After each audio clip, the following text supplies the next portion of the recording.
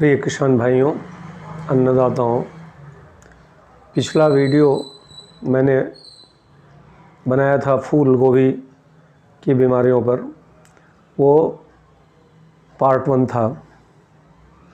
मैं आपसे कहा था कि इसके बाद मैं आपकी सेवा में प्रस्तुत होऊंगा। फूल गोभी की बीमारियों का भाग 2 लेकर के। इस भाग में मैं आपको कुछ बीमारियों के बारे में बताऊंगा, जिसमें से एक बीमारी का नाम है क्लब रूट।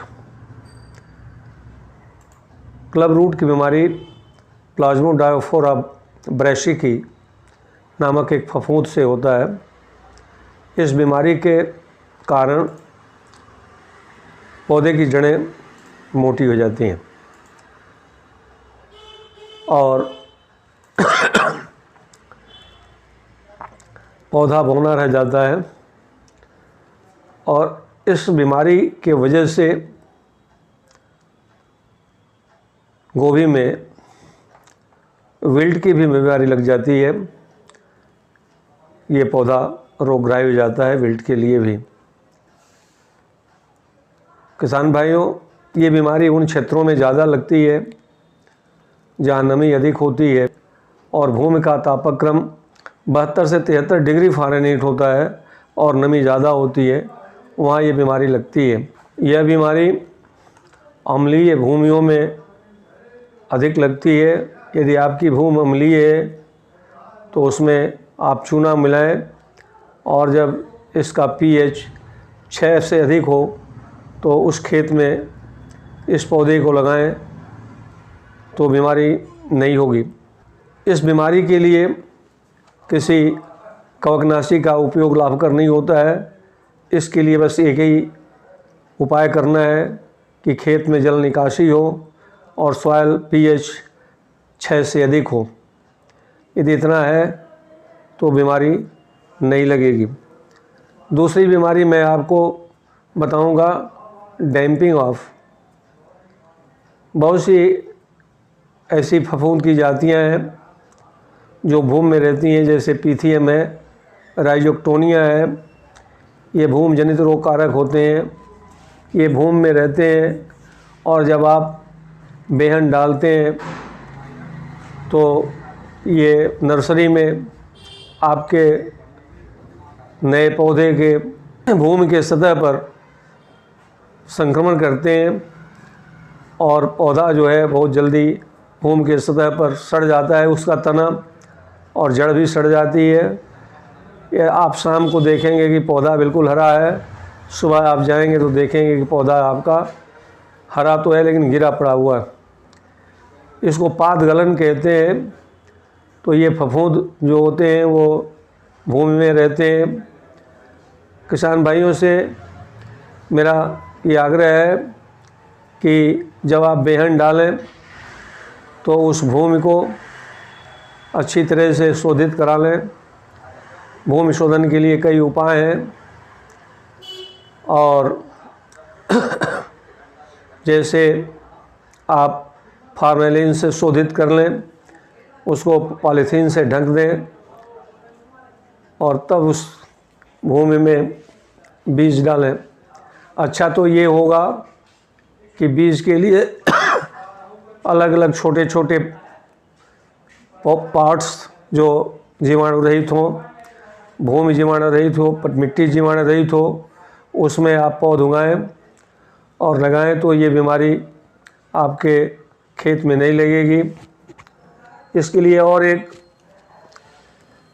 ध्यान रखना है कि उस खेत में ही गोभी की फसल लें जहाँ धूप आती हो, छाया न हो और जल निकासी की ठीक व्यवस्था हो तो ये बीमारी नहीं लगेगी। इस बीमारी की वजह से जब ये बीमारी ऊपर की ओर बढ़ती है तो पत्ती, तना, पौधे के अन्य भाग भी सड़ने लगते हैं। किसान भाइयों, अब जो इस तीसरी बीमारी है गोभी में लगने वाली, इसे हम डाउनी मिल्ड्यू कहते हैं, मृदुरोमिल आस्था कहते हैं।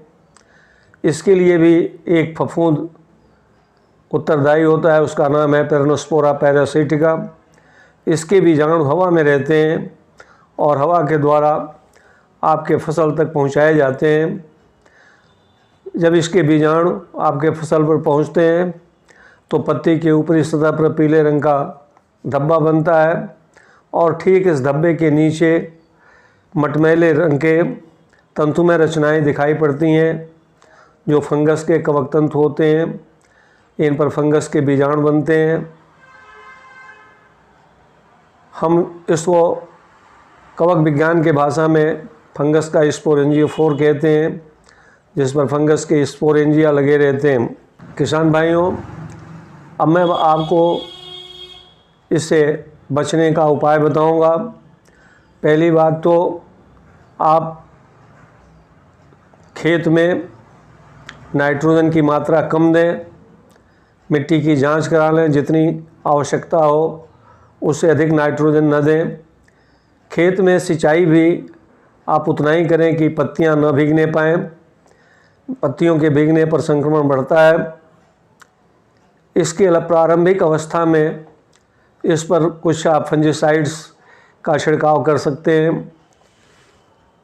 0.2% का ब्लाइटॉक्स 50 या डाइथेनजेट 78 का प्रारंभिक अवस्था में आप छिड़काव कर दें तो ये बीमारी से आपकी फसल बच जाएगी। अगली बीमारी है पाउडरी मिल्ड्यू। इसे हम चूर्णिल आस्था कहते हैं। यह बीमारी भी एक फफूंद से होती है। इसको इरिसाइफी क्रूसीफरेरम कहते हैं। ये भी वायुजनित बीमारी है। इसके द्वारा वायु के द्वारा ही इसके रोग कारक आपके पौधे तक लाए जाते हैं।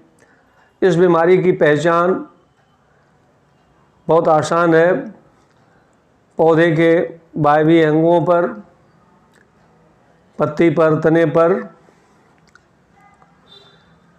फंगस के फफूंद और उसके बीजाणु इस तरह से फैले रहते हैं कि लगता है कि इसके ऊपर कोई पाउडर छिड़का हुआ है सफ़ेद रंग का। अधिक समय होने पर इनकी पत्तियां जो हैं सूखने लगती हैं। ये जो सफ़ेद पाउडर है कुछ मटमैले रंग का होने लगता है। इस पर काले रंग की बिंदीदार रचनाएं दिखाई पड़ती हैं। इस बीमारी के रोकथाम के लिए किसान भाइयों, आप गंधक पर आधारित फंजीसाइड्स का छिड़काव करके फसल को बचा सकते हैं। इस पाउडरी मिल्ड्यू के लिए, चूर्णिल आस्था रोग के लिए एक रसायन है जिसे हम कैराथेन कहते हैं। इसके 0.1% का छिड़काव करके आप बीमारी से बच सकते हैं। किसान भाइयों, अगली बीमारी है वाइट रस्ट ऑफ क्रूसीफर्स, जिसे श्वेत फफोला रोग कहते हैं। यह बीमारी अल्बिगो कैंडिडा नामक एक फफूंद से होती है और इसके रोग कारक बीज के साथ और भूमि में रहते हैं, बीजाणु के रूप में पड़े रहते हैं और पौधों पर पहुंचकर ये फफोला बनाते हैं। फफोले सफ़ेद रंग के होते हैं और पत्ती के निचली सतहों पर बने होते हैं। प्रारंभ में ये फफोले छोटे होते हैं, लेकिन जैसे जैसे बीमारी बढ़ती है कई फफोले मिल करके बड़े फफोले बना लेते हैं। इस श्वेत कीट के लिए भी रोकथाम की कोई आवश्यकता नहीं होती है, क्योंकि इसके रोकथाम पर पैसा अधिक खर्च होता है, बीमारी से होने वाला नुकसान कम होता है। इसलिए इसमें भी रोकथाम की कोई आवश्यकता नहीं है। अंत में किसान भाइयों, मैं कहूँगा कि यदि ये वीडियो ठीक लगे तो आपका बड़ा सहयोग है। किसान लोग बहुत देख रहे हैं, आप लोग, मेरा उत्साहवर्धन हो रहा है, इसे आप लोग देखिए। अब मैं जो अगला छोटा सा एक वीडियो बनाऊंगा वो कल परसों में मैं इसे बना दूंगा। इसे देखें, लाइक करें, सब्सक्राइब करें। धन्यवाद।